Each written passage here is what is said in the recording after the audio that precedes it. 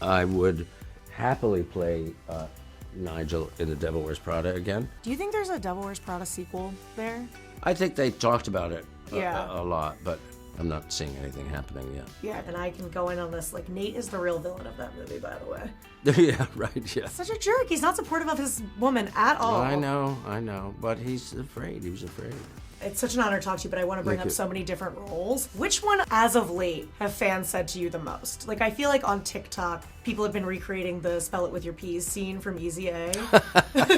Spell it with your P's. Oh, yeah, spell it with your P's. Do it. I will take that challenge. I like that. Yeah, I love that movie. I think there are a number of them. The Devil Wears Prada is one that people really love. They love Big Night, and they love Julie and Julia a lot. But I think probably The Devil Wears Prada is one that character, they love that. Love that character. Is there a quote that surprised you that has, like, caught on that people say? Well, gird your loins is what everyone wants. All right, everyone, gird your loins. Gird your To say, loins. and wants me to say, yeah. Is there a character you'd love to play again, and one that you definitely wouldn't? I would not play George Harvey again in The Lovely Bones. That was horrible. It's a wonderful movie, but it was a tough experience, simply because of the role. I'd play Paul Child again when we did Julie and Julia. The Lovely Bones one, I see that clip come up a lot too, because I don't know, I'm on Stanley Tucci TikTok, I guess. The Tucci talk. People, like, in the comments are always like, I cannot believe this is Stanley Tucci because I love him so much. It's, like, almost hard to watch. Yeah, I know. And I asked Peter Jackson why he cast me in that role. I tried to get out of playing the role, which was crazy because I needed a job. I was like, why do you want me? And he said, because you're funny. And I thought, okay. But I understand what he was saying. Like in a people love you, so you'd be the unassuming murderer? Yeah, I think what he meant was not that I wouldn't be serious about it, but that I wouldn't be overly dramatic about it, that I would throw it away a bit. Yeah. Which is what you have to do when you're playing somebody who's that awful, right? You Yeah. can't play into it. Then, it's over. Like the movie's over. Yeah.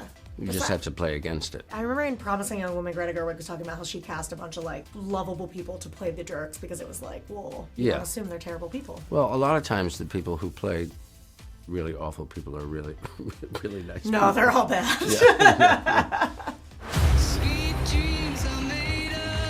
Who you were was a myth. Who you were was Citadel, a spy agency loyal to no nation. This was my favorite thing on your Wikipedia page. It says, Stanley Tucci plays an array of roles from menacing to sophisticated.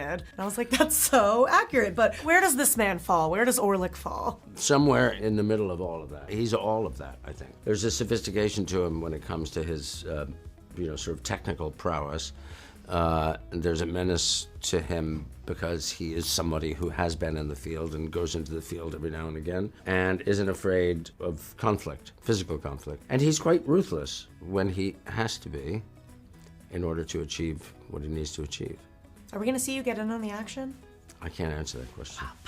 Yeah, just like that. Just like that. That's about the extent of it, yeah. That's about it. Yeah. That's what I do. Among your cast, who do you think would make the actual best spy? I don't know. Richard says he would be a terrible spy.